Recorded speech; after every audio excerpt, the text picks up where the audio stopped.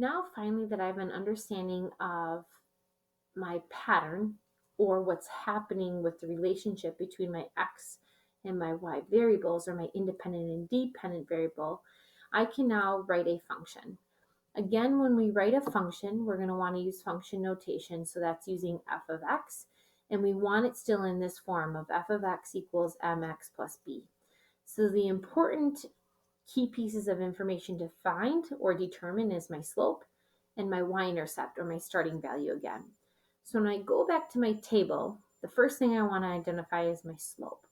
In order to determine my slope, I need to be looking at my y pattern, or the change that is happening in my y, and divide it by my x pattern, or the change that is happening to my x values. So again, even though this is a table, I can still determine my slope, just like when I was looking at the scatter plot example, I was determining my slope using a formula. So instead of just using the formula now, it means the same thing, remember, because it's the change in y divided by the change in x. So for my slope here, I have 4 over 1. So when I simplify that slope, I get a value of 4.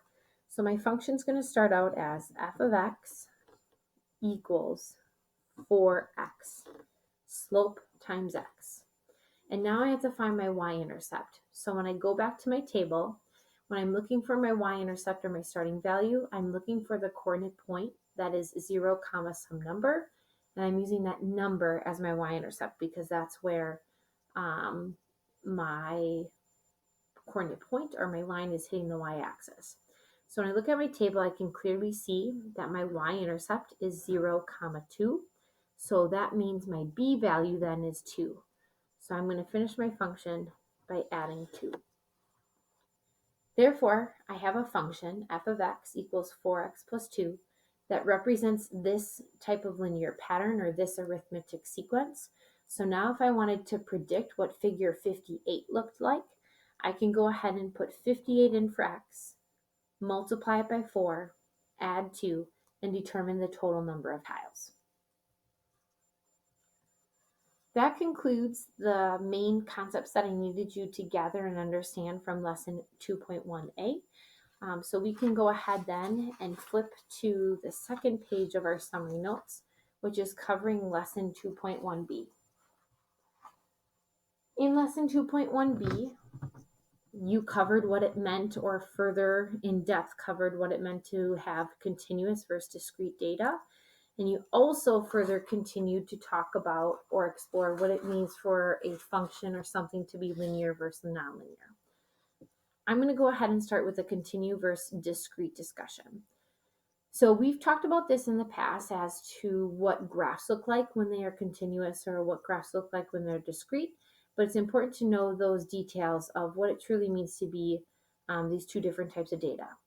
So for continuous, what I need you to remember is that it requires you to have some sort of measuring device. So near this arrow, I want you to write requires a measuring device. And that'll make more sense as we get talking and filling out this part of the t-chart. But in order to have continuous data, it's going to require some sort of measuring device that you have, or that you use in order to measure something. Discrete data then is counted data that usually starts with the keywords number of. So up here, I want you to write counted data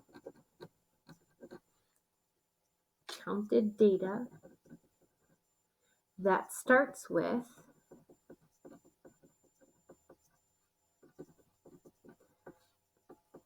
and then in quotes, number of. So usually when we talk about discrete data, you will always see a statement or something being expressed in terms of the number of.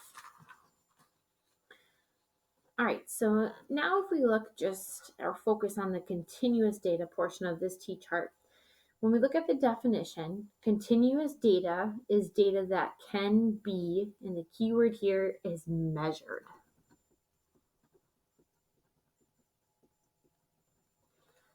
Okay, data that can be measured.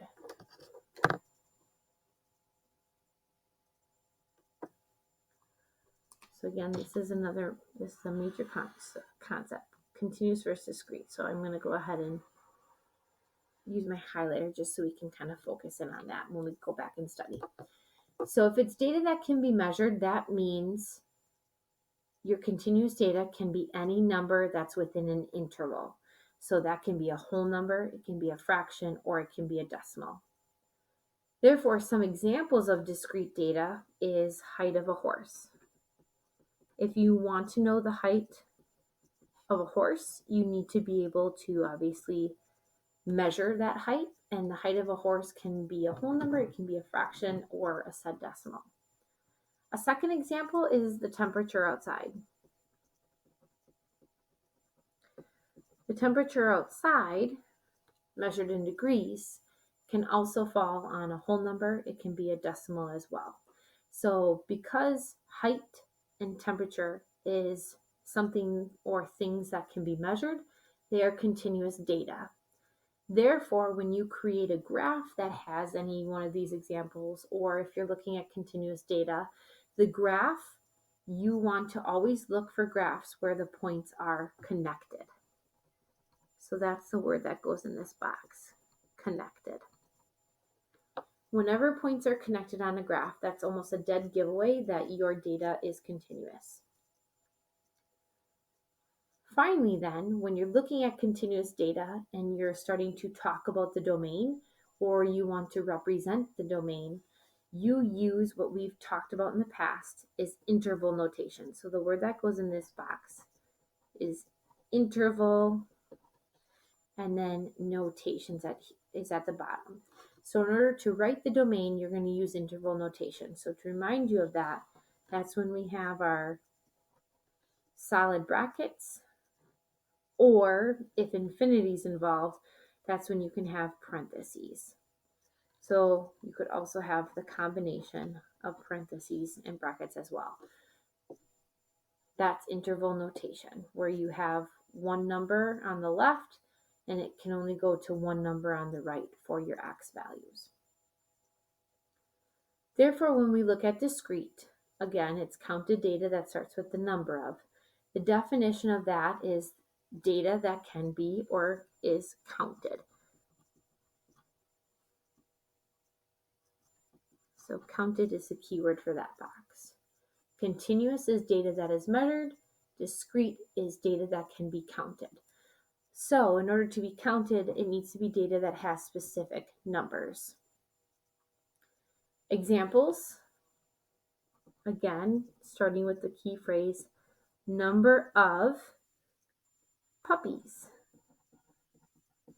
in a litter. Another example is number of students in a class.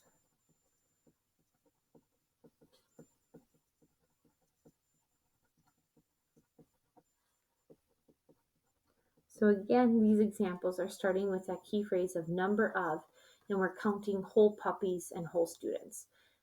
So it's not feasible or it's inhumane to have half a puppy or half a student. Okay, so we're always counting them in terms of a whole. Therefore, when we look at the graph of discrete data, your graphs are going to have points that are not connected, meaning only the specific numbers you're talking about are involved in that data or that graph, and not a range of numbers. Therefore, finally, when you are looking to describe the domain or looking to write the domain, you're going to use fancy brackets.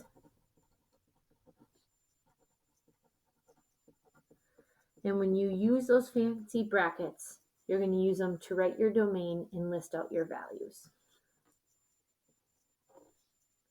So that could be no puppies in the litter, or one puppy in the litter, 2, 3, and maybe there was only 3 puppies in the litter. So that should help give you or define better for you what it means for data to be continuous versus what it means for data to be discrete. Knowing the definition, some examples, and what the graph should look like, and then how you should eventually write the domain or the x values that work for that data set.